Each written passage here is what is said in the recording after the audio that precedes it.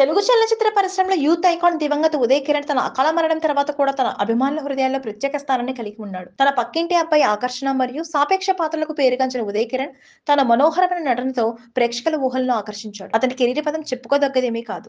విజయాల పరంపరతో గుర్తించదగినది. తక్కువ సమయంలో అతనికి స్టార్డమ్ ని తెచ్చిపెట్టింది. టాలీవుడ్ పరిశ్రమలో ఉదయ్ కిరణ్ ప్రయాణం అట్టహాసంగా ప్రారంభమైంది. అతను వరుసగా 3 హిట్లను అందించాడు. రాబోయే ఏ నటుడికైనా ఇది అరుదైన ఘనత.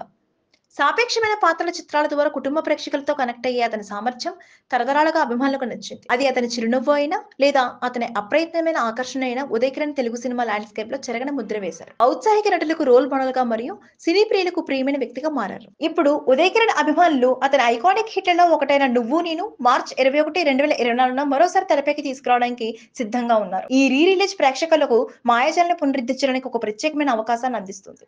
మరియు గత యుగం యొక్క వ్యామోహాన్ని అనుభవించండి. రిలీజ్ చుట్టూ ఉన్న నిరీక్షణ స్పష్టంగా ఉంది.